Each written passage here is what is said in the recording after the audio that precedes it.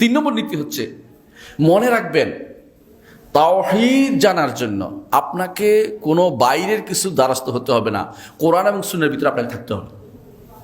কেন জানেন? তাওহীদ কে শিক্ষা দিচ্ছে আমাদেরকে? নবী এবং রাসূলগণ, ঠিক না? নবী রাসূলগণের কাছে কি আসছে? কিতাব আসছে, খবর আসছে। এর বাইরে অন্য কোনো পদ্ধতি গেলে আপনি ভুল করবেন। এই পর্যন্ত যারাই পথভ্রষ্ট হয়েছে তারা সবাই কোরআন সুন্নাহর বাইরে গেছে।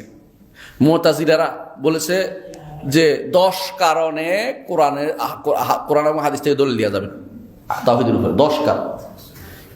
আপনারা যারা বড় করেছিলেন ইমাম রাজি, বিশ্ববিখ্যাত ইমাম রাজি, নাম জানেন না? ইমাম রাজি, আল্লাহ তারা ক্ষমা করুন, শেষ জীবনে ফিরে আসছিলেন, শেষ তওবা করেছেন শেষ জীবনে।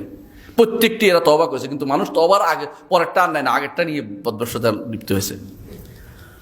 তওবা করে ফিরে আসছে তিনি শেষ জীবনে, বলছে আমি সব দুনিয়া ঘুরে দেখছি, কোথাও আমার ইয়া নেই, আমি নিসাপুরের বুড়িদের আকীদা মরতে চাই। সেটা কি? আল্লাহ আরশের উপর আসলে বিশ্বাস করতেছে, আমি আর বেদালে যেতে চাই না। সারা জীবন চেষ্টা করেছে আল্লাহ সাব্যস্ত করার জন্য 101টা দলিল নিয়ে দৌড়াচ্ছে। উনি নিশাপুরে গেছে, তো নিশাপুরে যাওয়ার সময় মানুষ, বড় আলেম গেলে দৌড়ায় না, পিছিয়ে অনেক মানুষ দৌড়াচ্ছে। বুড়ি বলে কি হয়েছে? বলে এখানে একটা লোক যাচ্ছে যে আল্লাহর অস্তিত্বের উপর 101টা দলিল জানে। ওনার মধ্যে 101টা সন্দেহ আছে। বুড়ি কয়ে বলছে আমার কোনো সমস্যা নাই, আমি আল্লাহ আছে বিশ্বাস করতেছি বাবা, আমি আল্লাহর ইবাদত করি, কোনো সমস্যা নেই। উনি শুনছে। মরার সময় ওনার মনে হইলো যে ওয়াজিবুল উজুদ মুমকিন উজুদ কোন কারণে, মুমকিন উজুদ থেকে ওয়াজিবুল থেকে মুমকিন উজুদ কিভাবে হইলো, ইখতিসাসের কারণ কি, এটা খুঁজতে ওনার ইমান হারা হয়ে যাচ্ছে। মানে জান্নাতে যাওয়া মানে বলতেছে আমি মরতে চাই, নিশাপুরের বুড়ির ইয়াদি ইমান মরতে চাই, আমি বেদারা যেতে চাই না, সারা জীবনের ইমান শেষ করে দিতে চাই না আমি।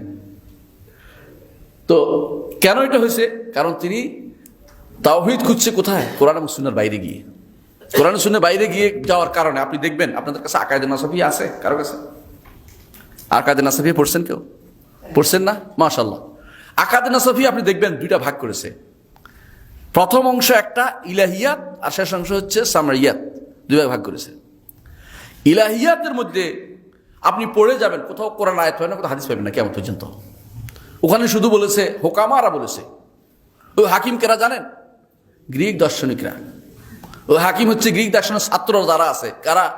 ইবনে সিনা, কারামতে ফেরকাত অনুসারী ইবনে সিনা, অথবা ফারাবি, অথবা কিন্দি, অথবা এই জাতীয় লোকেরা, এরা বলেছে। এটা ওদের কাছে বেশি প্রিয়। আল্লাহ এবং তার রাসূলের বাণী তাদের কাছে আসতেছে না। অর্থাৎ তাওহীদের মাসালায় কোনোদিন তারা আল্লাহ এবং তার রাসূলের কথা শুনবে না, নবুয়তের মাসালা শুনবে না। কোথায় শুনবে? কবরের নিচে গেলে শুনবে। এর নাম হচ্ছে সামরিয়াত নাম দিছে, যে শোনা কথা।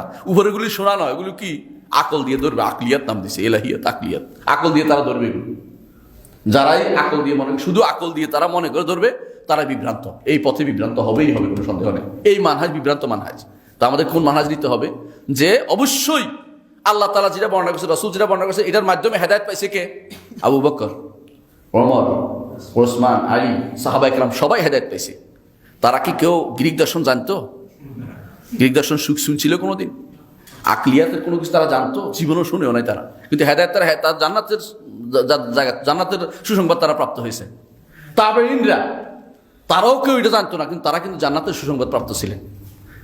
সরি, আল্লাহ তাআলা যে বলছেন খায়রুন নাস খায়রুন, রাসূল বলছেন খায়রুন নাস খায়রুন সুম্মাল্লাযিনা ইয়ালুনাহুম, তুবা, তাদের জন্য সুসংবাদ দিয়েছেন। তাদের মধ্যে কেউ জান্নাতে যাবে কারা? যারা সুন্দরভাবে অনুসরণ করে কোরআন কারীম। আল্লাহু ওয়াসাবিকুনা আউওয়ালুল মিনাল মুহাজিরিন ওয়াল আনসার ওয়াল্লাযিনা তাবাউহুম বিইহসান রাদিয়াল্লাহু আনহুম। তাদের যারা অনুসরণ করে সুন্দর, তাদের জন্য সুসংবাদ হাদিসে আছে। তাদের জন্য সরাসরি সবার জান্নাত আমরা বলতেছি না, মানে সুসংবাদ আছে তাদের জন্য। কি জন্য তারা করছে? তারা কোরআন এবং সুন্নাহর ভিতরে ছিল, এর বাইরে যায়নি।